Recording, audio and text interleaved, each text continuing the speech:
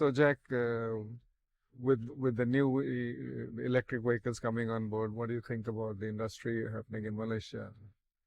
So the industry is going for a change because EV has a different requirement on terms of servicing.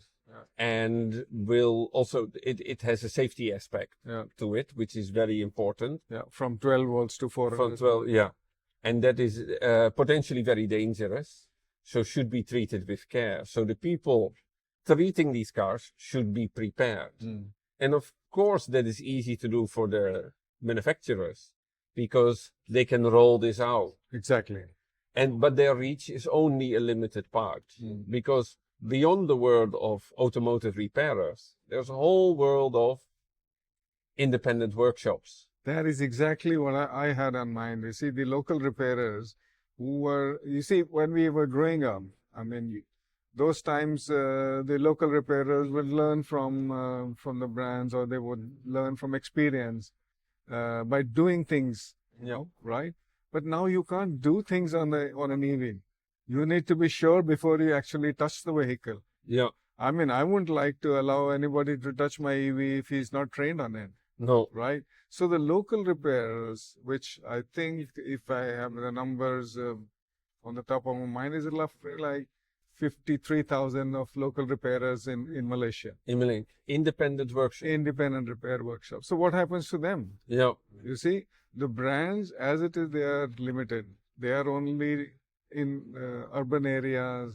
Maybe in KL there will be 4 or 5, 2 dealerships in Johor, Penang. But what about the the northern, the smaller cities? Where people rely on independent workshops. Exactly. Yeah. I mean, honestly, if you ask me, 60% of the after sales for business goes to these local repairers. Okay. Yeah. For internal combustion engines. Yep. Okay. Maybe now it is getting a little bit more competitive, and the brands are offering extended warranty. And I mean, you have been in the industry, right? We are trying, as a authorized dealer, you try to hold on to your customers longer. And the tools are warranty and promotional discount. But at a certain point, people flip to independent workshops. And there is a reason, because, in the independent, if you go to a brand workshop, you have limited time. Yeah. 9 to 5. Okay. And then they close and they're going. Whereas the local repairers can attend your car at 6:30 in the morning if you need it. Yeah. Okay. Or late in the evening. And they can repair a car. They repair. That is the... An authorized workshop will change the part. Exactly. Authorized is always change. It's very costly. Yeah. Okay. So, in all sense, it makes logical thing to develop those people, to develop them and to develop their capabilities also. Yeah.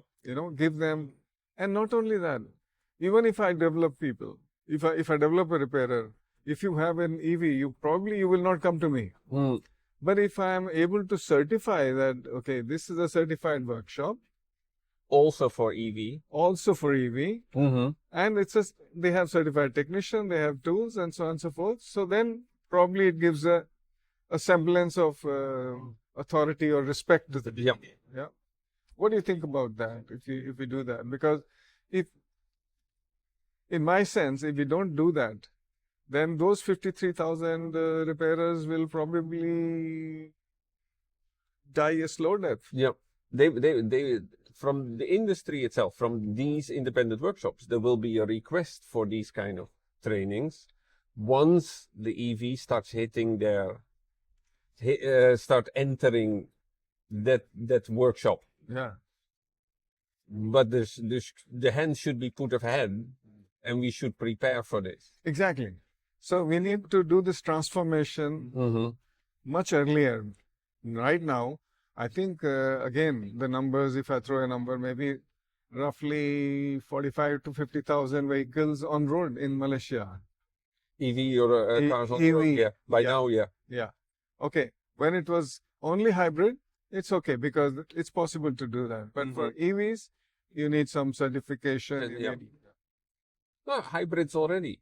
Hybrids already is not not to be touched so easily. Exactly. Yeah. I mean, you have been a dealer principal, so Yeah. from your experience, what do you think about hybrids? The hybrids already, with their people should know what they do, Exactly. because the risks are big.